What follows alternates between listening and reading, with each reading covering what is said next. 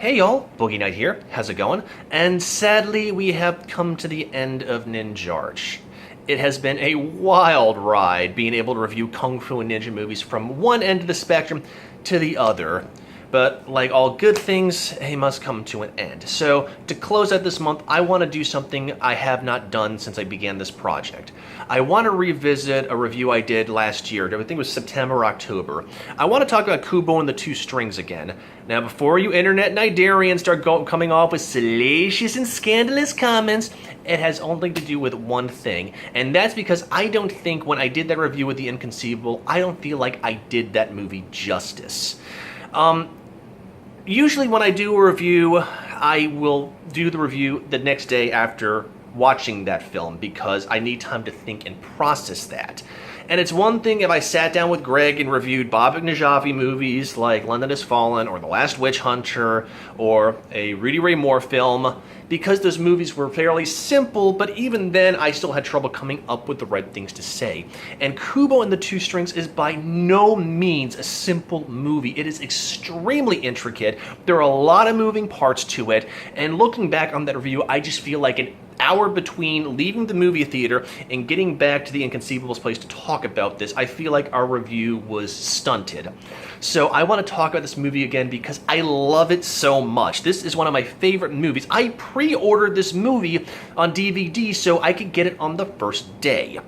So I want to talk about it, but I don't want to give away too many spoilers because I really encourage you all to see this, whether you are a fan of, I'm not going to call it a kid's movie. It's definitely more of a young adult, 20s, 30s animation, stop motion animation. But it really works well for all ages because it goes from being comedic, it goes to dark, fantasy, a lot of elements rolled into one. So let's dive right in. So for those of you who are unfamiliar with Kubo and the Two Strings, it is a stop-motion animation film that was released by the production company Laika. Now, if you don't know who or what Laika is, it's the same company that did Paranorman, they did Box Trolls, and they did Coraline. So if you liked any of those movies, you definitely will like Kubo because it has a lot of those elements of it. And it's a fantastically done film. Honestly, I think if Hollow Knight would be turned into a film, that would honestly be the company that would do Hollow Knight because I'm obsessed with that game right now. So I don't want to give away too many plot points, so I'm actually going to start with the characters. I'm going to talk about Kubo, Monkey, and Beetle.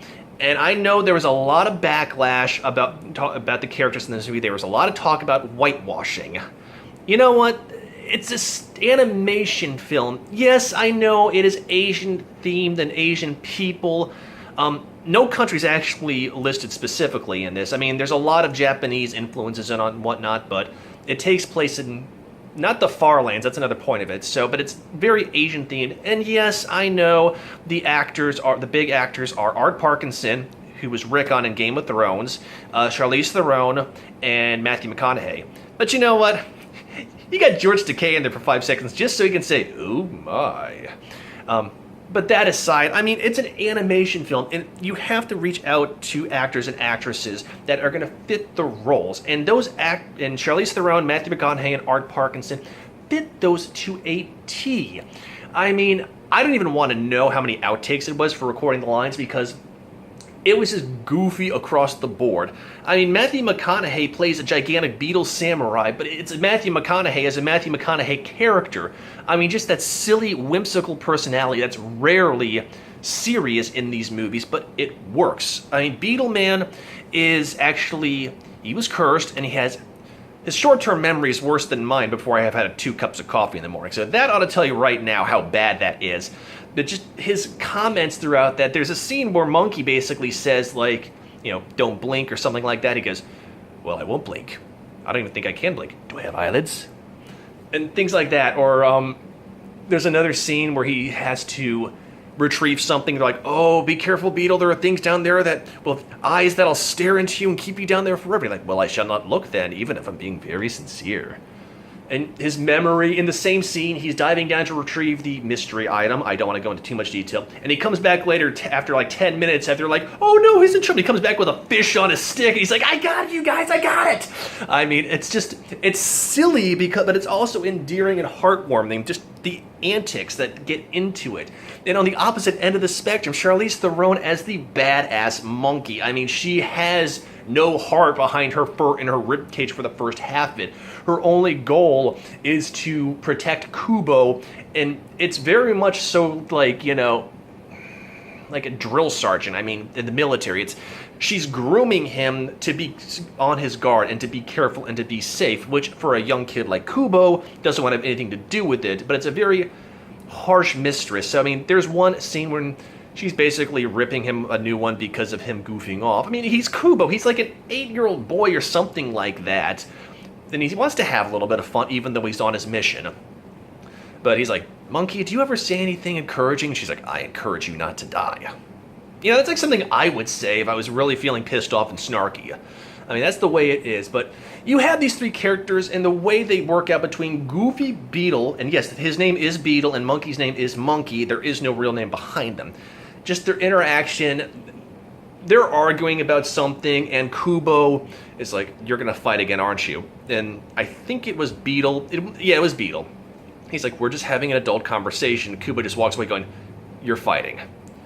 And she's like, well, go play. And he picks up the sword, and she's like, not with that. And he just drops it back in the ground and just kind of sulks off. So that's just the kind of, it's like something my family and I would do if like we were just snarking and ripping on each other. I mean, it's like that. So it's very, to me, I can understand the level of snarkitude behind it. And that's, I think, one of the main reasons I love it so much, because it's believable. Aside from the fact you have anthropomorphic animals, which I had nothing wrong with animals being in kids' movies, but this one just accentuates that. So, plot in a nutshell, you don't really find out too much about what's going on until probably the second half of the movie. Kubo and his mother are pretty much marooned in this one land. His mother is pretty much in a vegetative state, so Kubo has to look after her, he has to do that sort of thing. And so he has this weird little power where he has this magical, I think it's the shamisen, or it could be a shakuhachi. It's one of those two, I'm not really sure which. But he has this power to basically play it, and these pieces of origami come to life. It's really kind of cool. So he basically will tell these stories with the magical origami playing through the shamisen. And that's how he actually gets money to buy groceries and buy food and take care of his mother, because she lives alone, completely out of town. And you find out about it later on. And you also find out the way he has this magical power to do the origami music kind of thing is because he has magical powers granted him from the moon. And that's where the plot takes off. And from this kind of joking, carefree life, it's when the horror takes over and he is cast out of the village into the far lands, where he meets up with Monkey and Beetle and goes on this adventure to stop the antagonist, and the only way to do so is to obtain 3 armor pieces, which he references in his stories that go back to the story of his father and fighting against the evil Moon King. And okay, that's it. Spoiler alert across the board. You find out that his father is the person he talks about in the story, and the Moon King is his grandfather. You don't know why the Moon King is out to get Kubo, or the fact that he was cast in the Far Lands to find the armor pieces, but he has this goal in his life now to defeat the Moon King and avenge his fallen father and his village. But the Moon King does not travel by himself. Oh, good God, no. He's got these really creepy, satanic, like, kabuki sisters, which turns out, lo and behold, are his aunts. And he's not really trying to kill Kubo per se. He's trying to take his other eye. Oh yeah, I left that off at the beginning. Kubo only has one eye in the beginning, but you don't know why this is happening. All you know is that Kubo meets up with Monkey, and she kind of explains the fact about his magical moon powers and why he has to get the armor to stop the Moon King and so on and so forth. It's extremely well done. It's heartfelt. This is one of those movies where scene after scene, I feel like it's like Steel Magnolias. Like I could choke up and get really upset in one scene and then start cracking up in the next. It's really like that. And I believe I've said that before in other reviews, but that's really the only way I can describe it, because it tugs at your heartstrings so much, and then you start busting a gut later on. I mean, I liken it to the fact that there's invisible ninjas cutting up onions, because by the end of it, there really wasn't a dry eye in the house when I saw it in the theaters. And I still, I get a little choked up when I watch it on DVD, just because of how well it's done. And a central plot through this movie is the stories we tell, and that falls upon the idea about our lives and how we can change them for better or for worse.